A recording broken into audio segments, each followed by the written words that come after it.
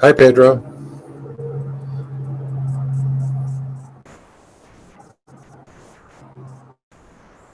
It's Steve Hargadon. If you can hear me, say something back. Is your audio working?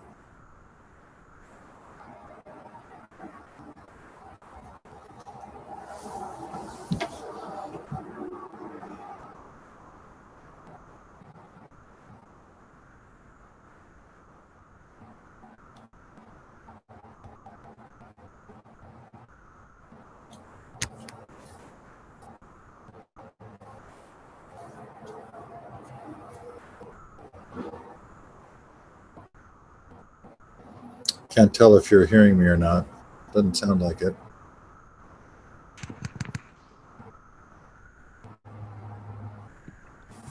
Are you there? Do you see me? Can you hear me?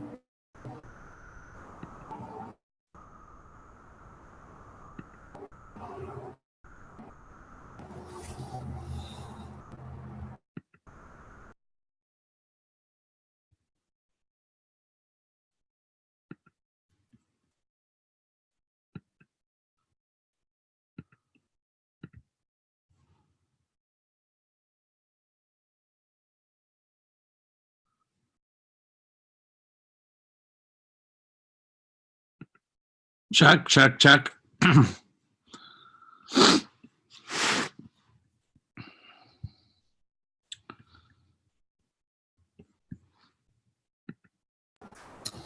you there? I think my sound was down.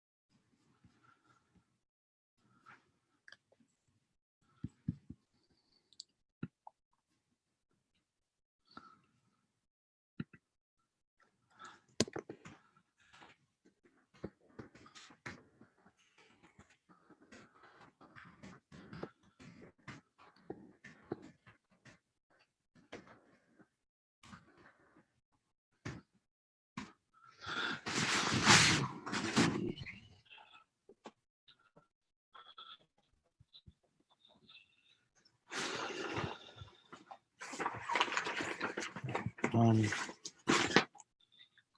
EdCon.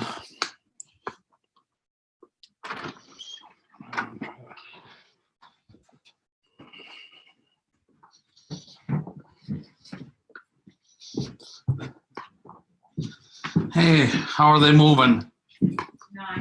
Not moving. Do you want the Cinecot? I took it now. I feel like I'm in throw up. Wondering if I should hang out here. Did you ever use Zoom? I've used it but with somebody else running it. Oh. Can I set it up here? I think it could be easier to see in here. It's kind of hard to sit on the bed.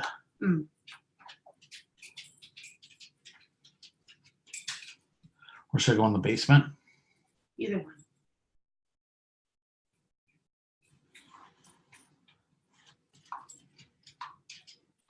I'm gonna probably lay down. So I mean, Okay, maybe the basement just because then he won't go down there. gotcha.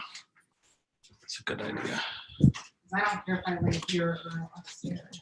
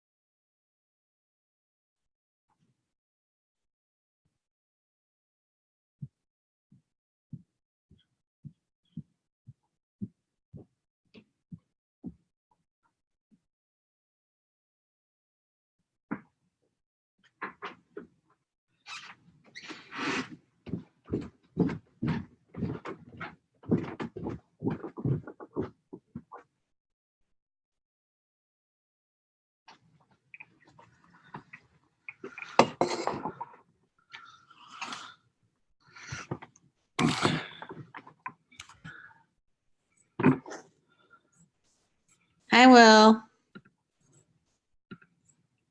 I'm glad you made it. It's unbelievable. Can you hear me? Left-hand corner, you can unmute.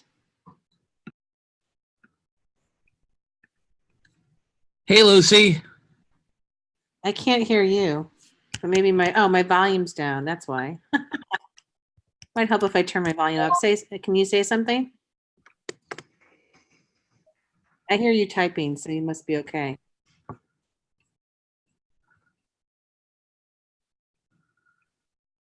If you mouse over the bottom of the screen, you'll see the tools.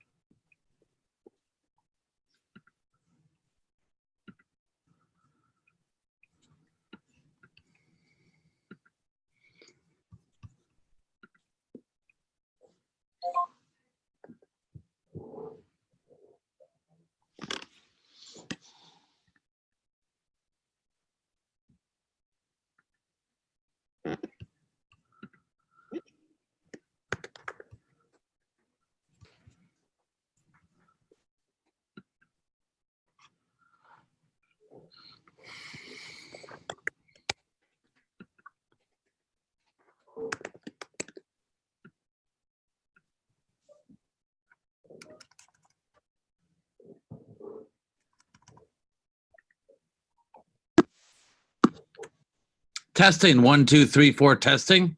You're good. Awesome. Yay. We are technically streaming right now because Steve sets up the stream a little bit ahead of time. Great. So people can see on YouTube. They can't see on Zoom yet, I don't think. All right. But the last set of sessions are still going for about another half an hour. So Okay, great. how are you doing? I'm doing all right. Had a morning at Freightert with Jenny, and she's hanging in there. She is a trooper, I'll tell you. I bet. It looks like, I'm so sorry. And it looks like you guys have been doing a lot of fun family things too. Yeah, we've been I mean, we got to see Hamilton. That was really neat. And we've had a chance to do like some, trick or treat and all that stuff was fun. So yeah, we're trying to do as much as we can when she's up for it. So yeah. How old are your kids now? Hope and Gracie are 11 and Ryan is 6. Oh my gosh. So the girls are in Matilda the musical at USM, so they're going to be doing that this weekend. And Ryan is obsessed with baseball, kind of like his dad. So yeah. Apple doesn't fall far from the tree. Nope, absolutely not. I would like to bring some teachers up to visit USM one of these days. That would be great. We'd love to have you. Yeah, because we need. I love my school, and it does great things. But it's always, they love seeing other. It's helpful to get people outside of their own environment. Oh my gosh, yes. We've done some school visits, and people thought it was really, really good PD. We have a new. I'll show you if I can show you this. Let me unplug here. We have a new makerspace. It's a mission-driven makerspace. Oh, neat. And it's you can see the kids working. I'm in right now a huddle room. Okay. So this is like a room where kids can plan and hang out and do things. And then this is the makerspace. I'll take you out here for a second to look at it. Oh, So, neat. Yeah. And then there's a room with 3D printers and stuff like that. Oh, very cool. Yeah. So, but the thing is that we're just starting to get to know it and use it, and it would be really fun for teachers to come see. I know you guys have been digging into this stuff a little bit longer than we have. Oh, absolutely. We have in the upper school we have the innovation center, which is actually looks very similar to what you just showed me there, and we've got kids doing all sorts of projects in there. And then the middle school, we actually just got a bigger space for the Nerdvana is what they call it in the middle school. And so and that's actually been quite helpful because now kids can spread out more and they're not right on top of one another doing projects. So we'd love to have you anytime. Yeah. And also, if you ever think of anything community service oriented that you'd want to collaborate on with a class or something, let me know. Oh, sweet. I've got my 4th and 5th grade teachers are particularly, they're one-to-one iPads, and they're not scared of the technology. So if you ever think of anything, there was one project that the ISTE Global PLN people talked about that sounded kind of cool, where you make lights for people. Oh, that sounds neat. Yeah, and it was in their keynote was last night. It was really good. And I wish I could remember the name of it, but I have it in my notes. Or maybe I tweeted it yesterday. There's a nonprofit that's run by a bunch of teachers that kids assemble lights that are sent to other people in other countries. Oh, that's And fabulous. then that was a really good keynote. All the keynotes have been great, but Oh, that was a excellent. particularly good one. And then Bronwyn Joyce's one this morning was amazing. Really, really good. You should look at that one. And we're going to be able to get all those. Yeah. They're all archived, right? Yep, they'll be on our YouTube channel. Fabulous. Because that way, obviously, I haven't been able to attend as much this year Yeah. because of stuff. But I think I'd love to check that out because that's really interesting. Then the global walk in your shoes project. I was Yeah. checking that out today. Yeah, that was really neat. unbelievable. Really good presentation. Yeah, teacher educator in Maine, and she went around the world creating that curriculum, and then she wants people to use it. So you don't have to Fabulous. travel around the world like she did, but you take the curriculum and adapt it. Yeah. So it was pretty impressive. I have not been able to absorb as much as I normally do, just because of logistics and this is the first year I've been back in a school and running the conference. Oh, sure. Yeah. Imagine. The conference is a bit of an undertaking too. I mean, there's so Yeah. many people and so many sessions, and I used to be running able to something go out of apart. bed and just stay home in my pajamas all day and run it. Yeah. And I actually have to take a shower and take a stroll, and we've been streaming in that space that I just showed you. And a few people have come in and looked at things, and I'm still kind of new here, so they don't know what to make of me. But Huh. we're gonna stream you out there in a minute. Fabulous. When the kids are done. So I'm gonna take to social media for a little bit. You get settled, and Steve will be here in a minute, probably to kind of get everything organized, and we'll start at the top of the hour. Okay. Sounds good. I'm gonna call Pedro in just a second. If I want to leave this, if I hit leave meeting, is that gonna mess anything up? No, you can come back on the same link. Okay, and then Steve will just tell me how to do the slides. Yeah. You just share. There's a button at the bottom that says share, and there's Steve. Hey, Hey, hey, how are you? doing well, thank you. I'm with you.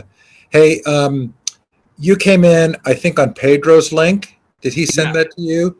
Because there should have been a separate link for you. I'll resend it. So we want your name to show up underneath you.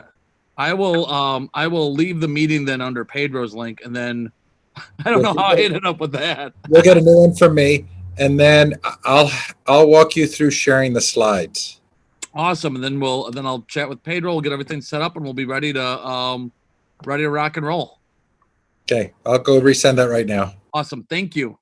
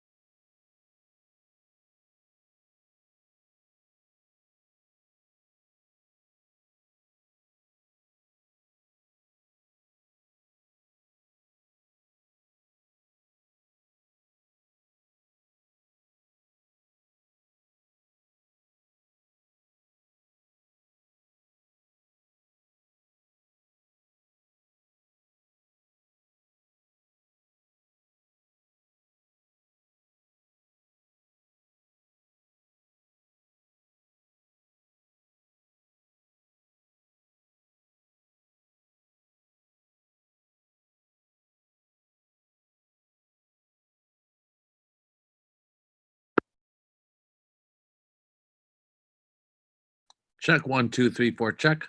Check.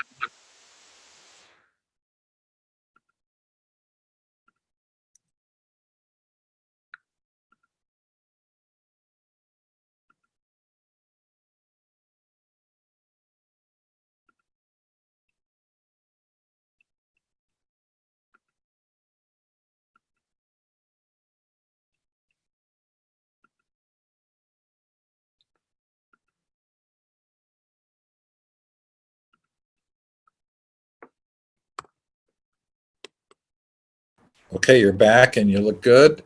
And Great. you got pretty bright lights behind you. Okay, let me just pull up. Oops, where did you go? I should be here. I see you. I'm trying to think, where did the Zoom go? All right, let's get rid of email. Sorry about that.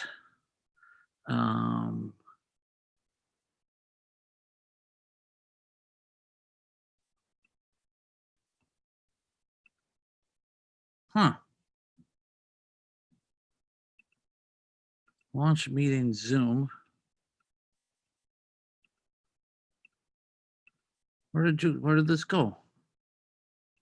I just see you. I don't see the screen.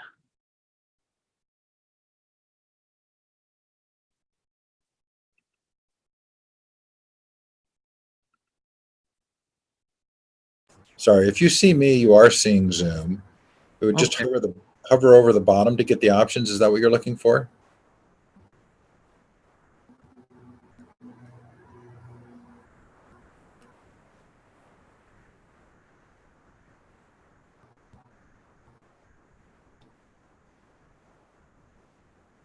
Hey, Steve? Yeah. All right, there we go. Any better? Yeah, this now I've got that's good. Let's see if we can move the lights. See, I'm down in my basement. Isn't Let's try this. That better? Yeah, it's just those bright lights were pretty bright behind you. Yeah. So Let's see if we can try. I originally wanted to do this in my classroom. I think that's always more fun. Let's try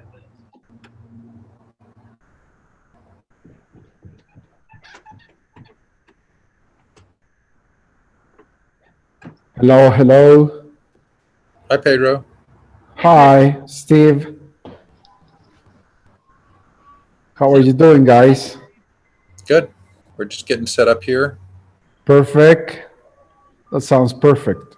Will, I want to show you how to share your slides when you're ready. Perfect. Does this look better in terms of lights? Yeah, it does. It's Wonderful. fine. Thank you. Okay, so what you'll do is you'll open your slides in whatever program you've created them in. Okay, they're in Google Slides. Okay. And then just go to present mode. Okay, let me go Google Slides. Present.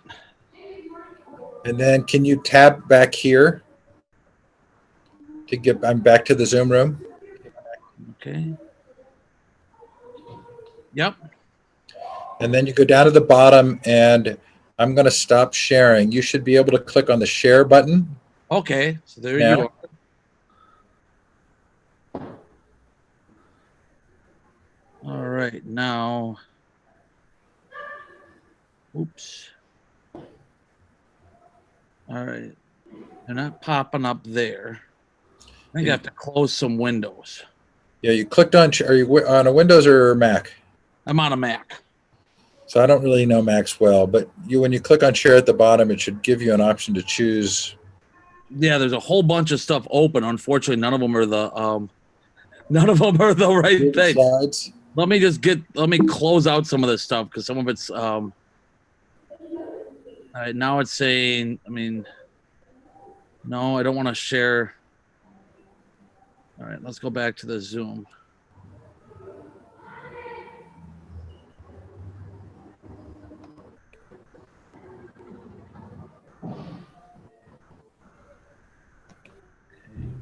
And now I'm back here.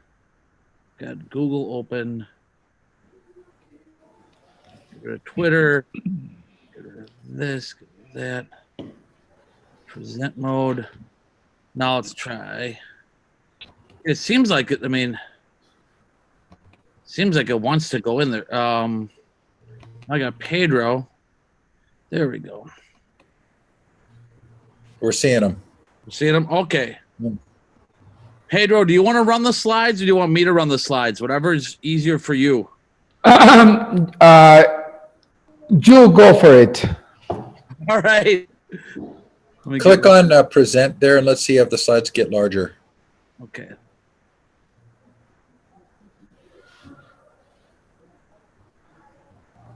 Perfect. Okay. Now can we do request access? Can you show you could show video off the slides, correct? You can. Again, remember that people are going to be in different bandwidth circumstances, so it may not be perfect for everybody. Gotcha. That's probably all right. Because Pedro, you've got, unless if you want to run the slides, Pedro, because you've got that video and it's on your account, the one with the kids. Give me 1 second. No problem. Okay, you should be able to open it now. Okay.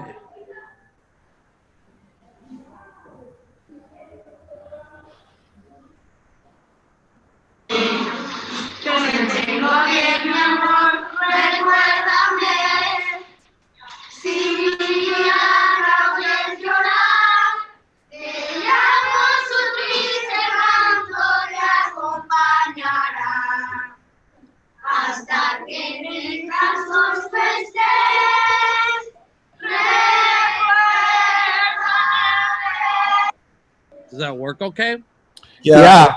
I wonder if you reload the slides now, will it give you access within the slides Okay. since you got permission? Let me try that. So I'm gonna shut the slides down. Shut down Recuérdame. Screen is stopped. So now we're back to you.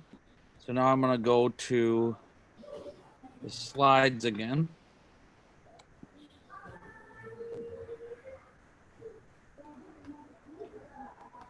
I will agree with you, Steve. This is much easier than the last time we did that Blackboard. We're still doing all of our regular sessions in Blackboard because it's so stable and we have 145 sessions. And Zoom is uniquely difficult for anything more than one room. So And it takes a lot of bandwidth. gotcha. So now I want to share. Got it? I got it. Okay, so now I've got on my screen, I've got the global citizens. Yeah, perfect. Okay. We have, there's us. There's some links. Pedro, do you want to, if you click on the links, do they work okay? Yes. Yeah. If you want to try, go for it. Well, they won't work for the attendees. You would have to click on them. Oh, gotcha. But okay, so I would, since I've got the slides, I'd have to click on the, gotcha. What I will recommend you. I don't know, Steve. What do you think that Will can open all the links or not? It's really up to you. If you want to show them, I would open them. That worked, what you just did. Okay. Okay. And you can also put the links in the chat. But Oh, that's a great idea.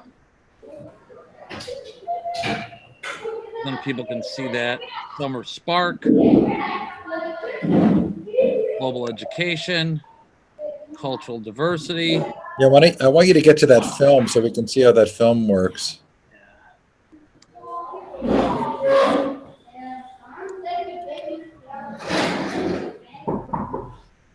Oye, Steve, me vas a matar, me vas a o al menos que me acompañes. Se me olvidó que hoy tengo cita con el Okay, it worked. tío de Javier, de aquí para Fabulous. la nariz. No me tarda más que 15 minutos, pero Yo, o sea, me olvidó que Pero ¿a qué tenía. hora se va a cerrar? Me voy a las 4 voy a Let me try this. Let me try this. Oopsies. No te preocupes. Podemos ir. Tengo una conferencia ahorita a las 3 Sí. y no sé si termina a las 3:30. Tú vemos. Si lo termino antes, yo te doy. Es que la cosa es, puedo ir a la cita y regreso por ti, pero You hear them okay? ¿me acompañas? Yeah, it's all working. Termino. And we're going to tell you why we think global education is important. Si The termino. reason I think global education is important is because we get to know other people that are our same age. Pero si me sigo, Okay, so that's it. We can do that. Yeah, that's all working. Perfect. sí. Si te hago así, So then if I want to get out of this, just Y si no, si ahí te hago así, en realidad es así, llega. if I don't want to share, if I just want my head, So go to you go back to share and you should be able to stop. Oh, no, there should be something that says stop sharing for you. I'll hit stop share. Pero ahorita subo y te. Okay, so there, perfect. ¿Cómo está? I'm back. Sorry. No worries. Did it work? It did. The link worked great. The student testimonials worked great. So There are a couple of links for Flipgrid. yeah, I just tested those and they worked well. Perfect, because you can click on them to show the audience what your beautiful students did, Awesome. and my trio, the way they express what global collaboration Oh, means to them. I'll tell you that I think that's the best part of the whole presentation. I think those student testimonials are so good.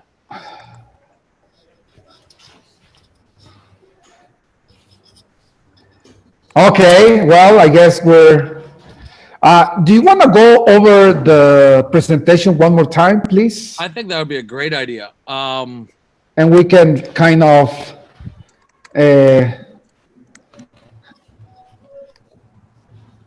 get organized here.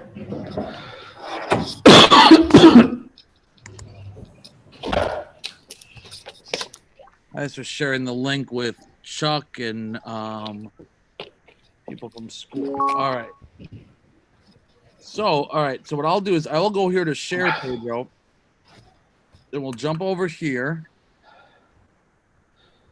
We'll start at the beginning. So, all right.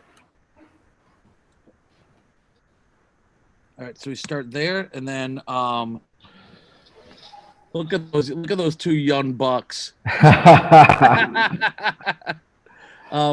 Do you want to take this one and share a little bit about how we met? You go first. You want me to go first? Yeah, All right, so I can share. you're the rock star here. I think we both are, Pedro. I think you're more of a rock star than I am these days with all the stuff you're doing. Doing that stuff last week with teachers in Peru. That's pretty awesome. We could talk. I'll talk about how we met, and then we can just kind of chime in back and forth a little bit about that. By the way, I just had a conversation with Poonam a few minutes ago, and she shared the link about the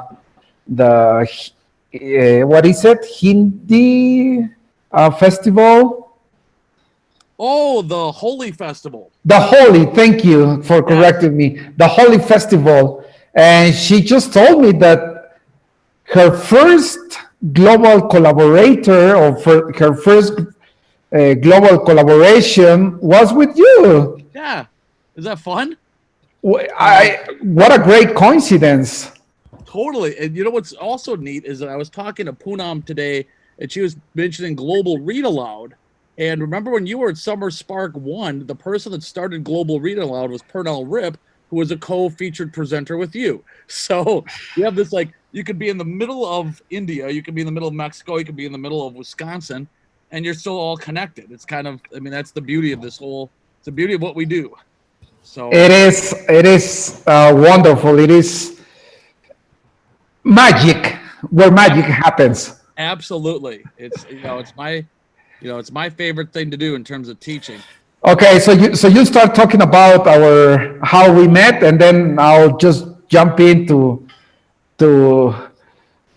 say a few more comments. Perfect. And I can start talking about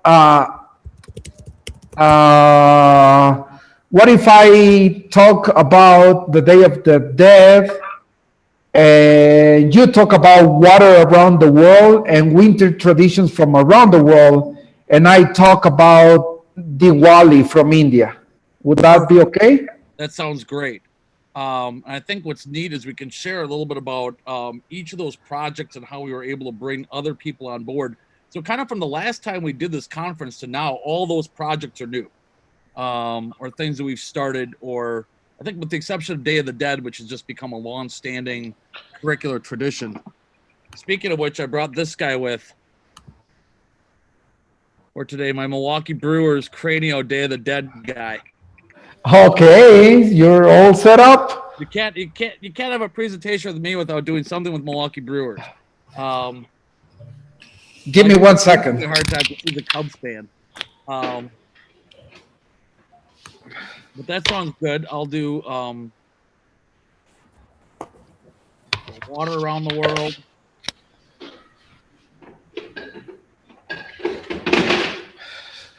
Was that shared right now? It's saying water around the world, right?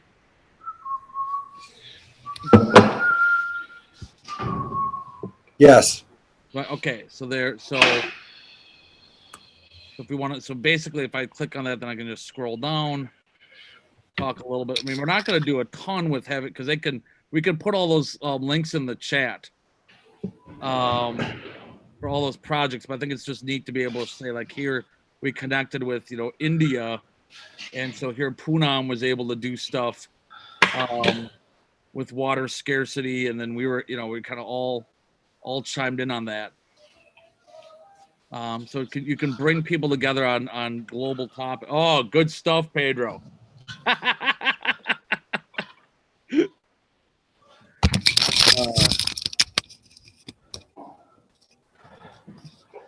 So then we can get back out of. That's what I'm going to stop share. Come back over here. Get out of the water stuff. I'll go back up to. Steve, I have a question for you. Sure. How long does this last? 1 hour. Okay. It doesn't have to be an hour. It can be 45 minutes, right? Yeah. Yeah, I think ours will probably be a little. My guess is it'll be shorter than an hour, but I think that should be fine.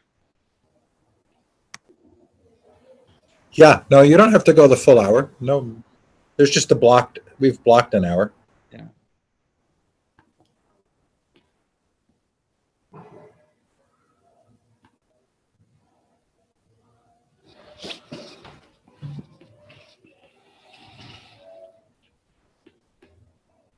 Good. All right, so then after we get through Pedro, after we get through the projects, then we get into this. This is you do the ISTE stuff because that's your baby. Yeah. So you do Sure, no problem. the ISTE, and then I'll talk about Summer Spark and how bringing you up and how that's become kind of a nice place to connect for global educators as well, and to work with ECHO and Poonam there.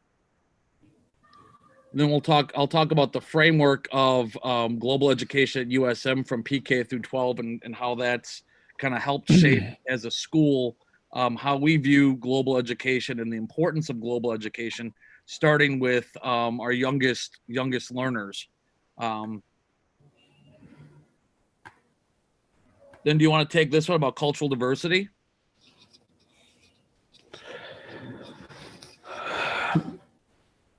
Yeah, sure, sure.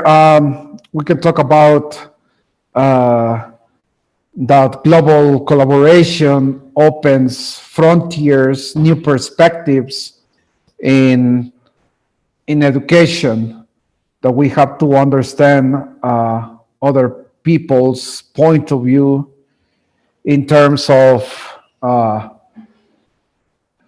in terms of technology, education, uh,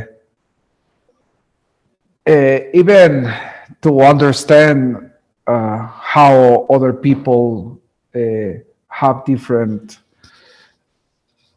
view in their religions, right? Oh, totally. Uh, we have to have this global awareness and be willing to respect and understand people's culture, tradition, holidays, different with different perspectives there. Absolutely. And the other thing that I think is, a point that I want to touch on at some point too is the idea that all it takes is one person from a different culture that you encounter, that you have a connection with, that can break down those barriers and break down those walls, and kind of refute stereotypes and refute some of the misconceptions people might have about a culture. And that's why doing this work, when we Skype with you guys, when we are doing the Nights of the Global Roundtable at Summer Spark, when we're doing those sorts of things, I think that just really helps break down those walls for teachers and for students. Because it's great Because after each other. After all, global citizens build those bridges for intercultural understanding and having meaningful collaborations to co-create a better world for all of us. Totally. We can start locally, but as the time goes by, you see that you learn from each other, that we all share what we're learning. We can create different projects and start making a difference. Totally. And then we go beyond those walls, beyond borders, and find solutions to so many problems these days. Absolutely. I mean, that's the water project, a great example of that. So I think we just kind of vibe back and forth, and I think we'll be good. I think so. Okay, so Lucy's going to introduce the two of you. Okie dokie. When we get to the top of the hour, I'll start the recording. Then Lucy will introduce you. Then I'll stop screen sharing, and you can share your screen again. Okay. Sounds good. Hey, Lucy. Hola, Lucy. I'm sure she knows she's muted, but Sorry, I'm saying hola to myself. Hi, everybody. Hi. Hey, Lucy. Good to see you guys here. Thank you for the great opportunity. Yeah, thank you very much. Of course. You guys are old friends now. I got to take a picture of you guys. There. That's how I take pictures during sessions. I Oh, totally. do my screen. Like I did it with all the chat showing. Hang on, I gotta do it again. There we go. All right, smile. Okay, tell me when you're ready, Steve. we've got about 35 seconds. Oh, really? Okay. We need more people in here. Where is everybody? Come on. It's the end of the conference. Everybody is exhausted. Everybody is toast. Okay. So I want to welcome everyone to the 9th annual Global Education Conference closing. My Well, I name haven't is started the recording yet. I was Hang on. We're streaming. People are probably going to come in here any second. Okay, I'm gonna hit record now. Okay. All right. Let me take off my glasses. No, I'll keep them on. Okay. Good afternoon, everyone. At least it's good afternoon in my corner of the world. My name is Lucy Gray, and I am the co-founder of the Global Education Conference Network, along with our friend Steve.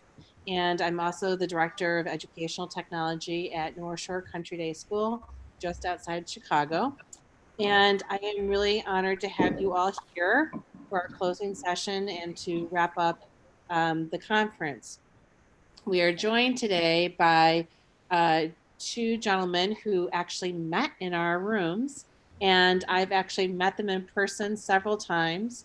One is Will Piper, who hails from Milwaukee, Wisconsin, which is just north of me, and the other is Pedro Arapacio. I hope I said your last name correctly. Aparicio. Aparicio. That's right. I sound Italian, not Spanish.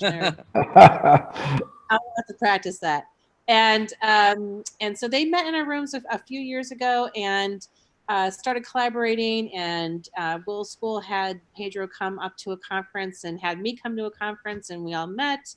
And now I see Pedro at the ISTE conference with his really cute students, and he is also presented to my fourth grade friends here at North Shore. I'm going to read you their formal bios. Pedro is a global educator with 25 years teaching in Mexico City. He's a Google Educator Group leader, a Google Certified Innovator in Mexico City, and he holds a master's degree in multidisciplinary studies with a certificate in educational technologies from the state of New York. He is the founder of MexEdChat, hashtag MexEdChat, and he has been an ISTE EdTech advisor. And then let me scroll down to Will. Sorry, we've got a lot of keynotes here on our keynote page. Over the past 18 years, Will Piper has developed a world cultural geography curriculum for his fifth grade students at the University School of Milwaukee as their social studies course. The goal of this class is for young learners to understand how people around the world are both similar and uniquely different. As this course has evolved over the years, it has been Piper's goal to connect with classrooms and students in the parts of the world that Piper's students are studying about. So the Global Education Conference Network has been an invaluable resource for Will as he has met and learned with marquee educators from all over the globe.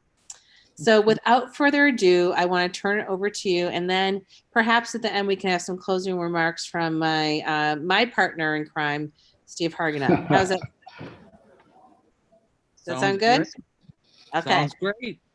Okay, take it away.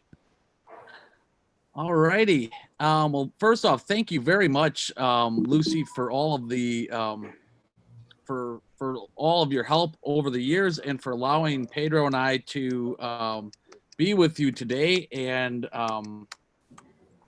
just start at the end of the presentation. So we are going to be talking about global citizens and building bridges for empathy and respect. And as Lucy mentioned, Pedro and I met here at the Global Education Conference back in 2012. And I think what brought us together is we were attending a session, and my icon for my little Global EdCon icon had me and my two little girls, Hope and Gracie, who at the time I think were very young, maybe like 3 or 4. And Pedro had his little boy, Haciel. And so we started chatting on a sidebar more about parenting and about having kids. And having kids. That's right. And that's kind of how we started connecting. Like, whoa, this is pretty cool. Like, you know, you're into doing video chat in the classroom. I'm into doing video chat in the classroom. We both had tried Mystery Skype at the time and decided, you know, for our first time, we don't need Mystery Skype. We're just going to jump right on in. And from that point forward, Pedro and I have collaborated each and every year with our students, and have had the opportunity to create projects together along with other global educators from around the world, and have also had the opportunity to present together at conferences and visit each other. Pedro came to Milwaukee for Summer Spark. We'll talk about that in a little bit, and had a chance to visit his wonderful students and his school at the Northridge School in Mexico City. And pretty much from that time on, we've just continued to evolve as passionate global educators who have a firm core belief that the world is a better place when we understand more about one another. And I think that's really the heart of global ed. I totally agree with you, Will Piper. It has been a great honor to be a global collaborator. I was just talking to Poonam, who is another great teacher from India. We were having a chat before this conference. She told me that she was kind of nervous. She was afraid to take a risk and start doing collaborative works, global collaborative work. So her first global partner was Will Piper. And what a great coincidence, because 7 years ago, that's how I met you on a global educational conference in 2012. That's 7 years, 7 years ago. And it's a great experience for me, not only for me, but for my family as well, that I don't see you like a partner. I see you more than a friend these days. Absolutely. Because we get to know each other so well.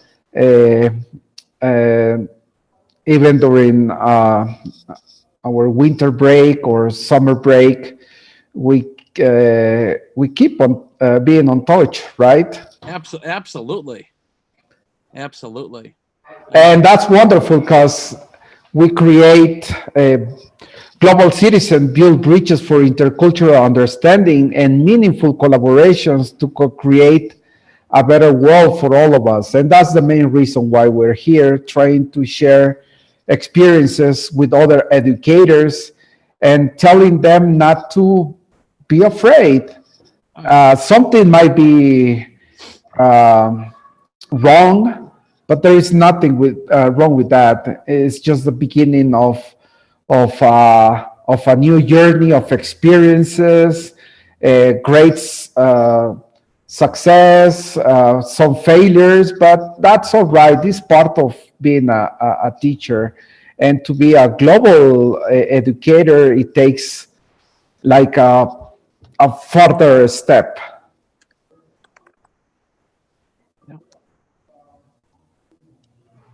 So over the past 7 years, we've had the opportunity to do a lot of different work with global education. And to start things off, we've got we wanted to share a little bit about some of the projects that we've done and kind of how we've been able to connect with those. If you're somebody who's thinking about joining the global education movement and trying some new ideas, the best place that I think to find information and to connect with people is here in the Global Education Conference Network, and also through Twitter, and just using the hashtag Global Ed. Oftentimes you'll find projects and things like that. And Pedro and I started a few of these projects, and I'll have him talk a little bit about Dia de Muertos, Day of the Dead. Of course, by doing the Day of the Dead projects, I collaborate with Will using Google Sites, Google Docs, slides as well. And we presented how here in Mexico we celebrate the most important tradition, which is Day of the Dead, Dia de los Muertos. So we work for 3-4 weeks preparing the ofrendas, the altar, the offerings, and his students and my students discuss about every single element of the offering, how we use papel picado, how we use cempasúchil flowers. These words might be a little bit weird for you guys if you're on the other side of the world, but when you get to work with so close with other educators, they kind of learn, which is the main idea for other students, to learn these common words in the from Mexico, no? Like pan de muerto, bread of the dead. Don't be scary if you are from Japan or other cultures. But this is something that we are very familiar with. So we prepare the altar, the papel picado, and we honor the dead. The main idea is that we welcome those who have deceased, the ones who are our loved ones that are not with us anymore, and it's a happy celebration. A colorful parade often happens here in Mexico City with skeletons, with sugar skulls, something like this.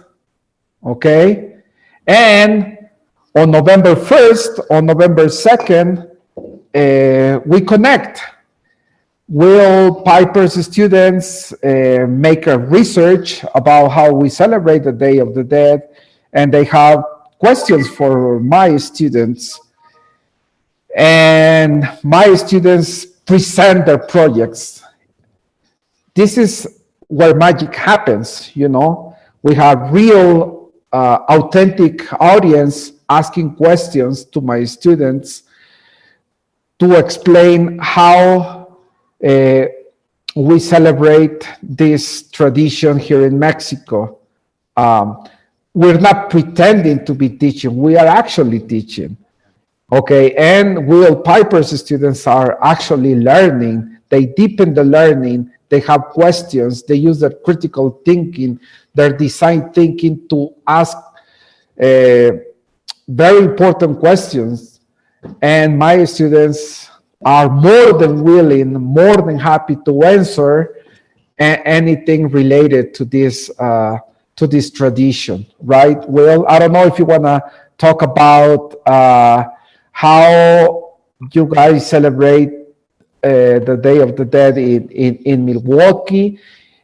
You could even talk about the Latino art gallery that you go beyond the traditional marking or I don't know, the traditional lesson, that it goes just beyond everything else. Well, I think one of the great things about Dia de Muertos, especially at least in this part of the world, is that it's becoming a more popular tradition that people that are not of Mexican or Latino heritage are starting to take on more in the United States. I mean, I actually brought this guy. This is a brewer bobblehead of a sugar skull. They call him Cranio. And this was given out at the brewer game, not this year, but the year before. I missed the one that was given out this year. But you can see that like this sort of art and culture has become more and more mainstream. And so by learning from Pedro's students directly, students are having an authentic experience. And then when we're able to go and we present ofrendas that students make, contemporary ofrendas about either family members or important historical figures who have passed at the Latino Arts Gallery downtown in Milwaukee for the greater Milwaukee community, they really have that knowledge and that deep cultural base to be able to talk about that and experience it. Another great thing about global collaboration is that you can literally bring people together to look at and compare and solve problems. An example of this is the Water Around the World project. And this came about a few years ago with Pedro, myself, and then we connected with a teacher named Christine Hodges, who was in Venezuela at the time. Now she's in Argentina, as well as our friend Poonam Sharma, who Pedro kindly mentioned, who's from India. And what we basically did is Christine took the lead on this, and basically we each talked about how is water used, how is water preserved, and what can we do to protect the world's water resources. And so each country, if you take a look, I'll just click on Mexico here, and I'll put all these links in the chat as well. Pedro's students, shared about Mexico City and some of the water issues that are there. We talked about the Milwaukee River, and then when you're able to put all this together, you realize, holy cow, you've got water issues no matter where you go, and it's important to be able to look at them, compare them, think about them, and come up with global solutions. And this was all with 4th and 5th grade students. So pretty neat. Global connections really do make a difference for folks. And that one is a little bit more of a example where people can start thinking about action steps too. Another. It's let me tell you that the time zones can be a barrier here when we connect, but in the digital era, technology help us to shrink the world. Okay, even though in India right now it's 1 o'clock in the morning, Yeah, it is. 1:15. Probably Poonam cannot have a peaceful sleep because we're mentioning her name so many times. You can collaborate anywhere, anytime using technology, right? So by using Skype, by using Google Hangouts, and Flipgrid, which I'm a great fan these days of using Flipgrid, we can connect, we can share, we can create projects together anywhere, anytime. Yeah, that is a great point, Pedro, because you have video chat. When we video chatted in India, we're in Milwaukee, which is just north of where Lucy is in Chicago. And so, that's a huge time zone difference. But now with technology, you're able to work around all of those issues. So there's really there's no way that you can't connect with others if you are a little creative. And if you use tools and think about ways to really make the tools work for you and for your students' needs. I want to mention something. We have someone right now with us, Amanullah Sand. Sorry if I mispronounced your name. She's from Pakistan. She's saying through the chat that it's 2:15 in the morning in Pakistan right now. Oh, And we also have Browning Joyce.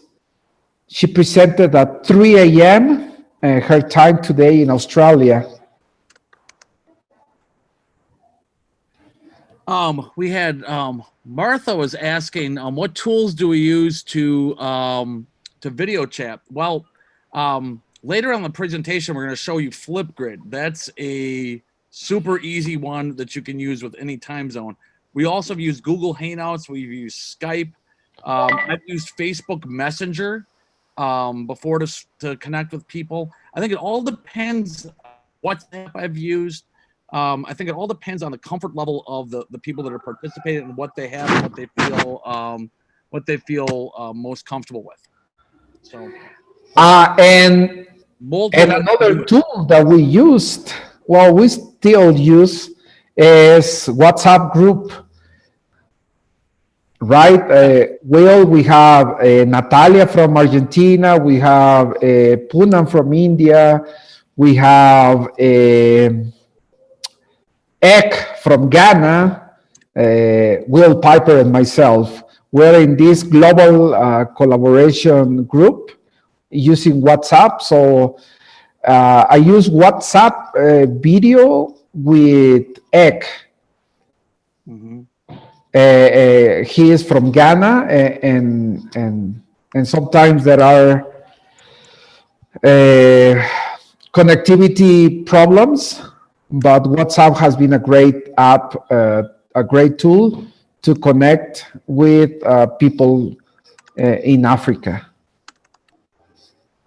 Yeah, it's been pretty neat. The another way that that we're able to connect tool is using Google Apps for Education. And Google Apps for Education, or sometimes called GAFE, is something you can use. You can create a public link, and then you can send that link on Twitter with #GlobalEd, and you're able to sometimes get people to jump in on a project. This was a simple one we did a couple years ago, which was just what are some traditions, global traditions around the world for winter holidays? Because as you know, winter holidays tend to be a big topic of interest, and depending on where you are in the world, you might have different stories, different characters, different traditions. And so I put this one out just on Twitter and had kids share about all sorts of stuff. We learned about this. This is Cagantillo, Tio de Nadal, which is actually called the poop log in Barcelona, Spain. That's a popular Christmas tradition. You've got three wise men. You've got all sorts of different things. Hanukkah is a tradition that many students of Jewish heritage celebrate at my school, but is not a holiday that's well known in Mexico. So, for example, when we learned about that, when we Skyped with Pedro's class, we actually sang a Hanukkah song because his students were interested in learning more about that. So it really, all these little ideas are just great examples of ways to break down those barriers with students. And a great part of global education too is the fact that you really can let students drive the learning. So whenever we do these projects, this is all stuff that students created that they wanted to do. So it's like, all right, let's learn about water. Let's connect. Let's put that website together. Let's learn about different holidays. Let's add in some of our own traditions and then share with others. So nonstop learning going on. So we use online technologies to bring learners together. Doesn't matter if you are in Australia, if you are in Spain, if you are in Alaska. My kids get really excited when we connect with the students from far, far away places, and they really go home. They keep talking about our social studies project, and they can't wait to start working on a new project. And they want to know if we're going to connect with students from Peru and other places like India. And this is the last global educational project we want to talk about today, is the one from India, Diwali. So when we collaborate with Poonam, she shares how her students celebrate Holi, for instance, how colorful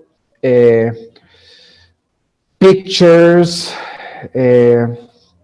paperwork that they design, the way they celebrate these traditions. And something I wanna mention right now is that we talk about values. We talk about respect, empathy. We talk about how it's important to respect and see different perspectives in the way they celebrate winter, the way they their customs, their traditions, right? Mm-hmm. And sometimes we have to be careful when we talk about religion as well, okay? Religion is part of a culture, and being empathic, showing empathy and respect, no matter if other students have different religion, different language, different skin color, we have to be very careful. But it's like digital citizenship. We cannot wait until they are in high school or in college to talk about these issues. We have to talk about cultural diversity, that we will be talking about it later on, and see how other countries celebrate death, or how they celebrate life, their gods, important dates from around the world, and empathy, respect. Right now, we're doing a global project on kindness, for instance. No matter where you are from, no matter if you are in Japan, in China, in Singapore, in Egypt, okay, we are all human beings and we all deserve respect. And something that I truly believe is that being generous, being kind to others, truly help our students to build character, growth character. It's important these days. I know we're saying wonderful things about technology, online technologies, but we cannot see values or what kind of person you are. All right.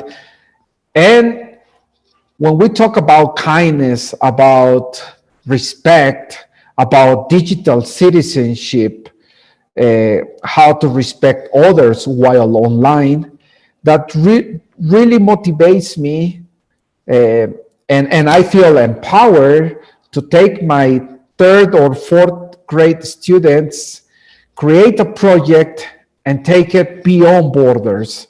So for the last 5 years, I have been on ISTE conference. ISTE stands for International Society of Technology and Education. And we empower learners to make a difference in their school, in their society, in their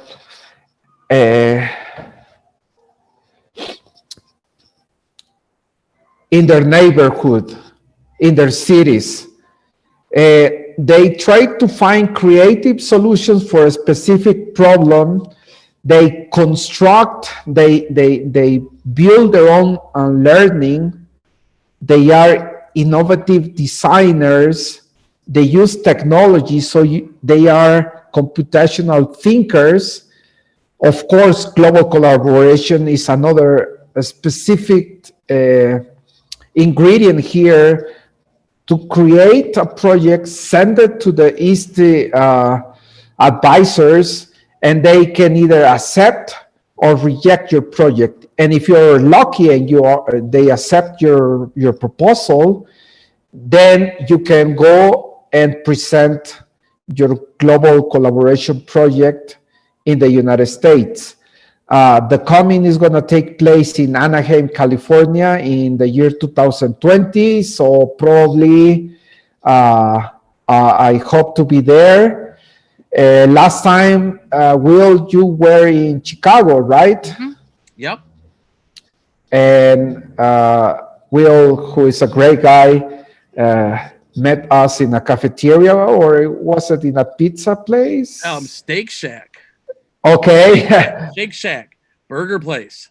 Yeah, so it was in Chicago. He came along and he visited us, and we were more than happy to tell my kids that Will Piper is a human being, a real person, because online environments sometimes can become tricky, but no, there he was. And they were so happy to see him, to ask him so many questions, and it was great. So I truly encourage other educators to send proposals to ISTE. It's a wonderful experience. Last year, I took my students to Philadelphia. They were wearing mariachi suits. It was wonderful. I met wonderful educators from around the world. And it's great. It's fantastic. I forgot to tell you that it was in Chicago that I took the Little League of Justice. My kids talk about digital citizenship. And they were very happy to present this project. One of my kids was El Chapulín Colorado, who was a Mexican hero. And sometimes you are a little bit creative. You think about crazy ideas and take risks. It can come out right or wrong, but we're more than willing to share experiences, knowledge with wonderful educators. And just kind of speaking to that end, another great idea, if you're somebody who's interested in global education and you're thinking, gosh, where do I start? Where do I find people to connect with? A lot of conferences around the country right now are focusing on global ed because of its value in teaching about empathy and respect. Pedro, we had the honor of having him as a keynote featured presenter in 2015 at our USM Summer Spark Conference in Milwaukee, which Lucy Gray has presented at as well. And Pernell Rip, I know some people had mentioned in an earlier session about Global Read Aloud. We've had her. We've had wonderful, wonderful presenters from all around the country and around the world come to that.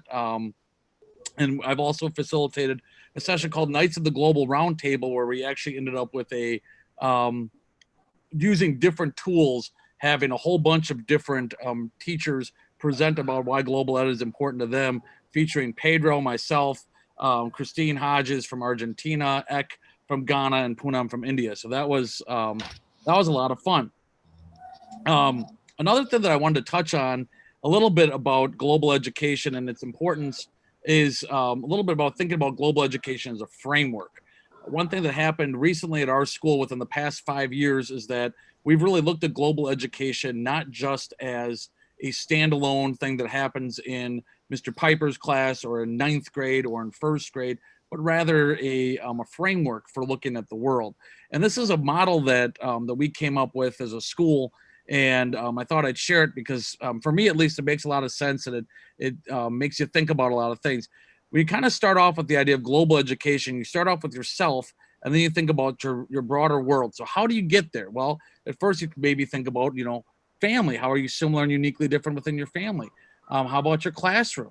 How about your greater community? When we talk about things like, I mentioned the Latino Arts Center downtown, we're connecting with the greater community. These are things that you can do pretty much in any community in any part of the world. About your regional community, your state, and then of course your country and the broader world.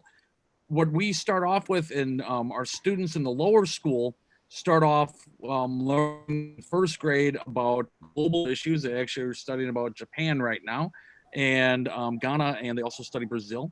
And so they kind of look at families and they kind of bring into their classroom and think about how are these cultures and how are these regions reflected in our greater school community. When you get into middle school, we actually start here with the world, and we kind of go from the world to the country. When we get into 7th and 8th, to a big study of United States history in our school.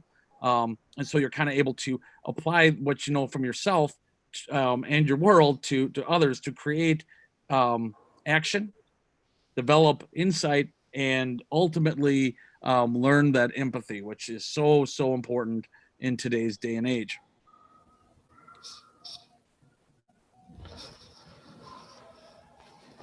One of my colleagues, Elaine Griffin, who's the head of middle school at University School, made a great comment the other day when she and I were in a meeting. She said, all it takes is one person from a different culture, from a different perspective, to break down a barrier for another person. And when you think about that, all the different things we can do to teach cultural diversity and connect with people via online chats, projects, those sorts of tools really can help make the world not only a smaller place, but also a more understanding one. And so cultural diversity is just something that is so rich in learning about people in our own communities as well as globally. And Global Ed just really is a wonderful tool to help facilitate that.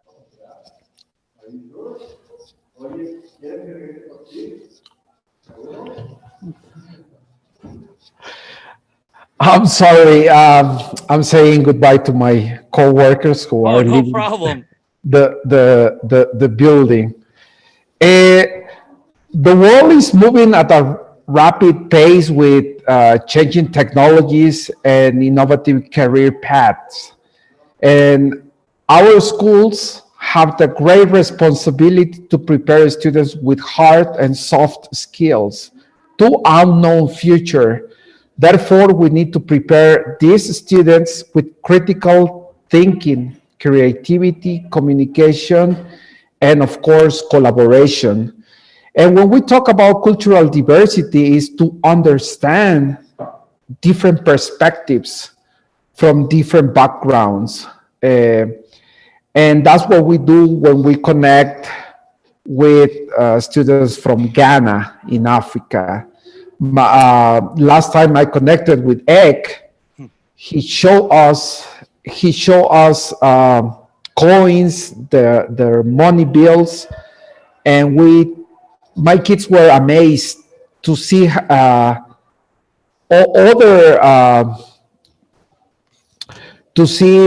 other financial issues with them. And also we have a picture here from Holi in India, how they celebrate this festival in India. So when we get to know how they even behave, it's curious that last month when we presented the project, the Day of the Dead, we connected with so many classrooms from around the world, and my kids were able to see how they even behave while presenting their projects. Okay, the way they sit, their classrooms, what are the classrooms made of, what time they start classes, what time they finish classes. So this is an interesting topic that my kids were aware of, how different nationalities, different perspectives, different points of view from different students. That was very unique. That was a unique experience. Absolutely. Another thing is I think kind of a low-hanging fruit, if you will, when you think about bringing the world into your classroom, is connecting with families of students in classes. One of the things that we're very blessed with at our school is we have a very diverse community of students ranging from a variety of different area codes around, not area codes, zip codes around the Milwaukee area, as well as students of all sorts of different nationalities and cultural backgrounds. And so bringing in parents and connecting with your students' families is another great way to share about cultural experiences and build those connections. I always use the phrase, think globally, but look locally, because you can find wonderful resources right underneath your nose in your own classroom to help promote that idea of cultural diversity and understanding and acceptance. Ultimately, when we think about global education, there's so much value that it has for both students and teachers, because it brings the world into your classroom and it brings your classroom to the world at large.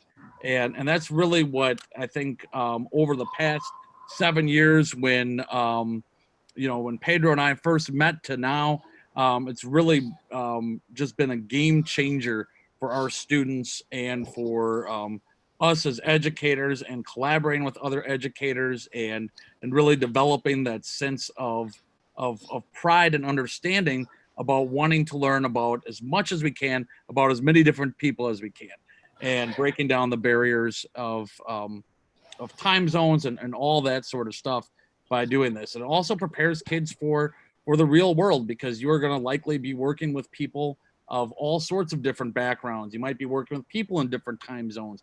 You might be working with people that speak a different language, and to be able to connect and learn some of these skills and understand from doing these global projects a lot about empathy and respect is essential.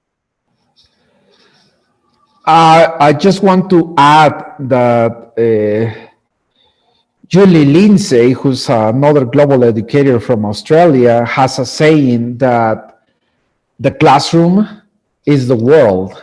Okay, our classroom is the world. So when we have these global projects, we break down the walls of boredom and bring authentic audience for our students, so they can really discuss, they can really interact with other students who might have a different point of view about their project. Twitter has been a game changer for me as well. Uh, by using Twitter, I increase my personal learning network, my PLN, and I meet other educators who want to who want to practice their Spanish. And I have Mexicans who are bilingual, they speak English and Spanish. So that's another great idea. That's another excuse to connect with other classrooms. And social media has helped me to connect with the world in just a few clicks. And I found several global communities reaching far beyond my formal educational field, because I also learn. If you are a lifelong learner and you are all willing to take risk, if you're a risk taker, and you want to challenge your students, yourself, and learn a new app, a new I don't know, maybe an emerging technology, and you're willing to take the risk and try out, why not? We are models at the end of the day of our kids. If they see you engaged, they see you motivated, you are really excited to connect to other classrooms, they will soon repeat the same excitement and be thrilled, and without knowing, they will be learning more and more about the specific topics. Absolutely. And, when we think about this whole idea of empathy and respect and breaking down borders, and understanding each other's cultures and understanding each other's traditions and understanding each other's geographical locations and points of view, all of that comes into play, almost every time we do some sort of a global connected project. And that's really a magic about these sorts of projects and this sort of learning. I completely agree with Pedro 100%. I think one of the reasons why we're such good buddies and have become such close friends is because as educators, we're very similar. And I think when you have that passion and you come into class and you model the lifelong learning and you model the fact that, sometimes the technology might not work and we're going to work around that. And sometimes things might not go perfectly and we're going to work around that. And just being open to taking those risks and having those sorts of experiences for students, that you really do get into that deeper level of empathy and respect for others, which is really what we're going for here in education.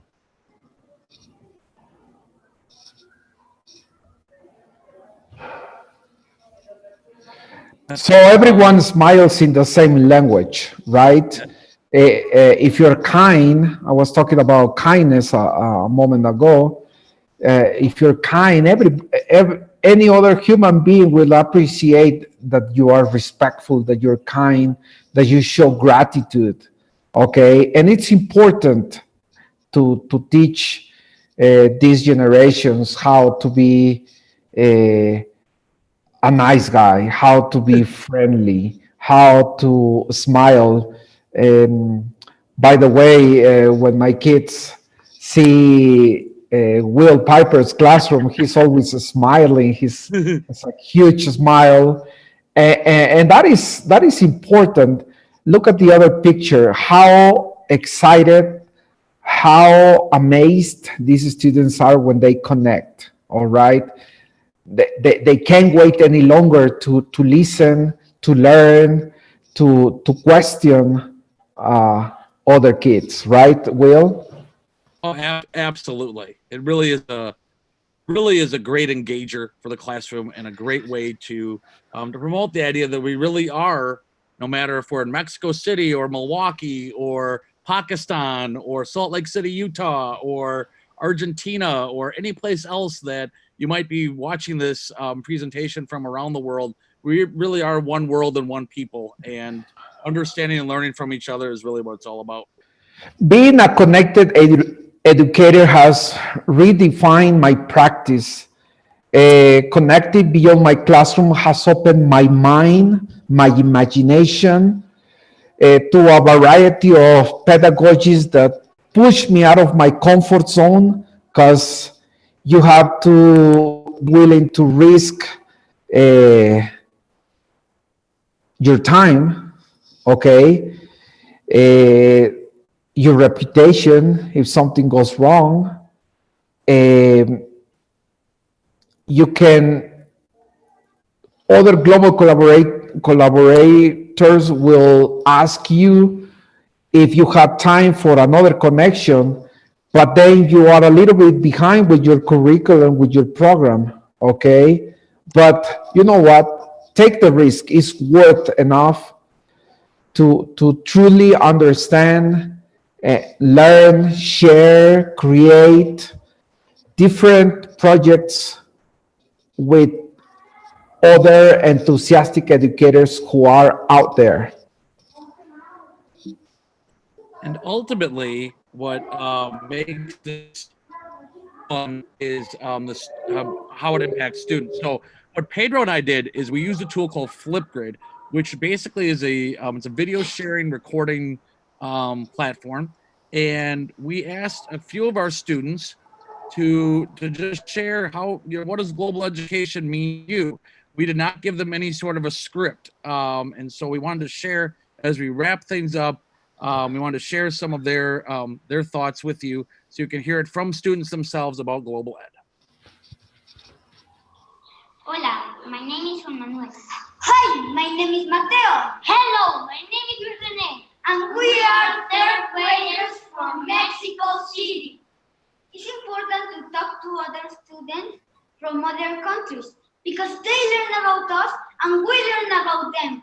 They learn about our traditions, culture, food, and holidays, and it's fun. Global collaboration is awesome because you can cross countries, cities, oceans, and also continents.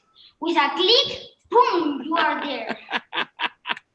Oh, I love that. It don't matter if we are different or we are the same.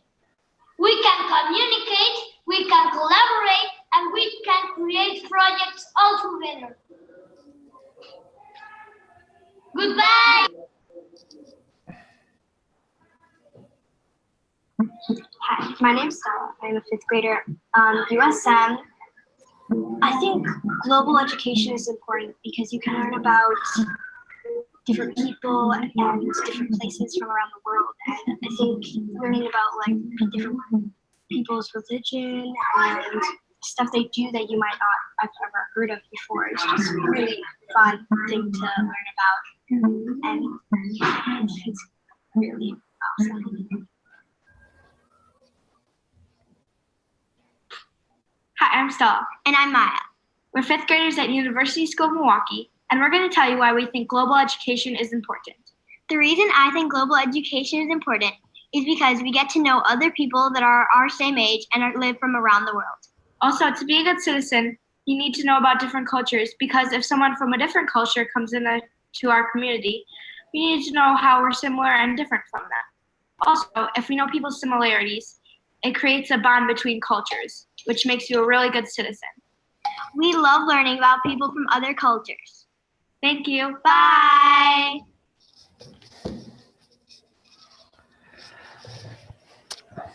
And there is another link about Dia de Muertos.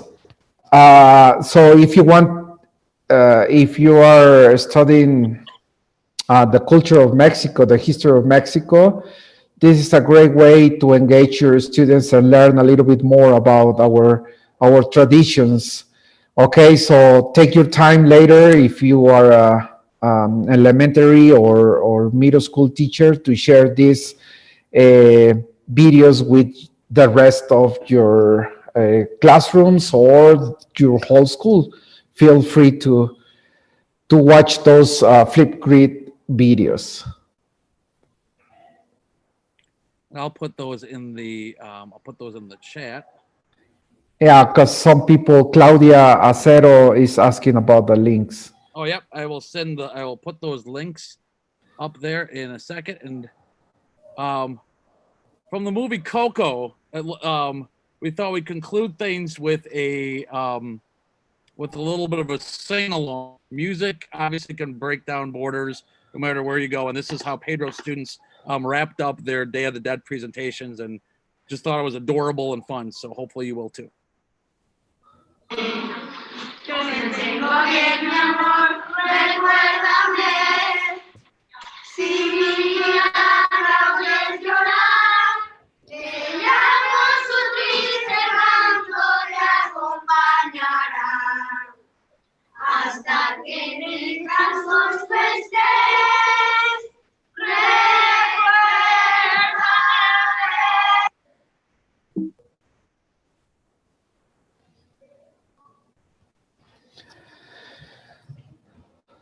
Last but not least, something that through different conferences, online conferences, one-to-one workshops, Will and I came out with this quote: "The world more than ever needs teachers who truly believe in teaching kids empathy, compassion, kindness, and respect." That's our first thought whenever we connect, okay? That we need to talk and we need to teach our kids how to be respectful, how to be kind these days. No matter if we are using Flipgrid videos, no matter if we're in a Skype session, the first thing we have to model our students is respect. Absolutely.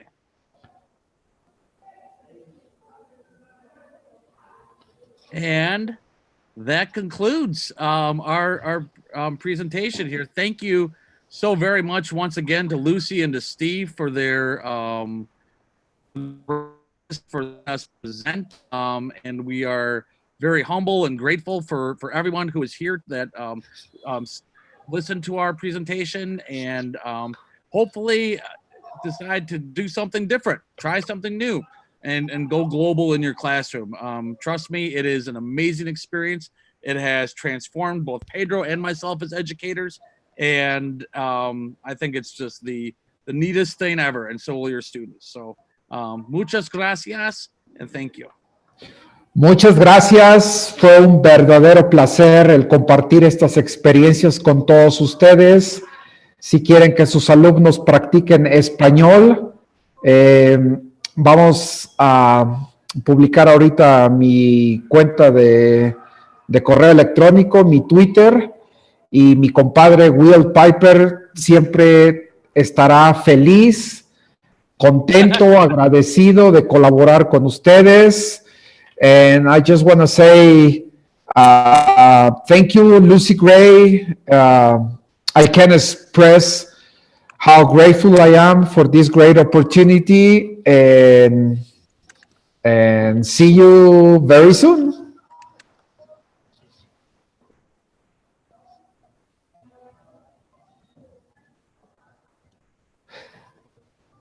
Okay, I turned off the recording. Thank you both so much. I didn't know if Lucy was going to come on. If Lucy comes on, thanks, Will. Thanks, Pedro. Wonderful way to finish the conference. Lucy may want to come on and have us do a little kind of final thing. If she doesn't, then I'm just going to conclude. I'm here. I'm here. There she is.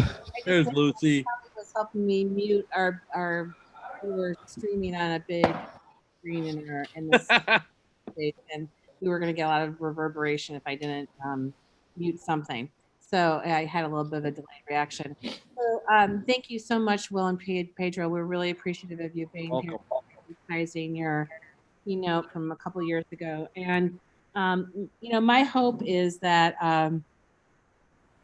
that others will find a similar colleague, virtual colleague, in our rooms or in our discussion forums or in some of the programs that are run by the people that we meet with here.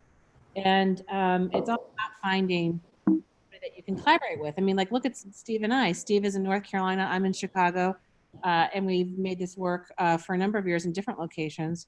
And it's really helpful when you have somebody that you can, that you you know, work well together. So I hope everybody experiences that joy sometime in their career, because it's really, really important, I think, as you progress as an educator.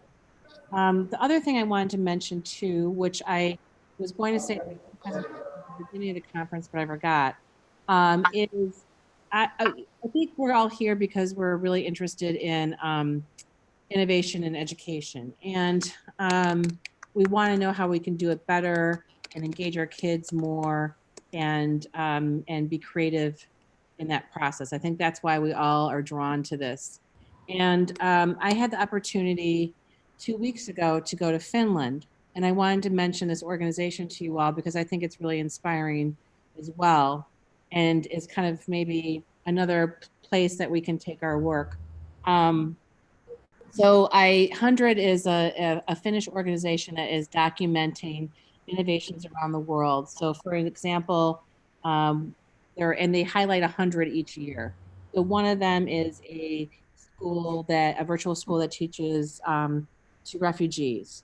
Another one, I'm trying to think what the other ones were. I'm so tired right now, I can't think. But there are lots of really interesting projects and ideas.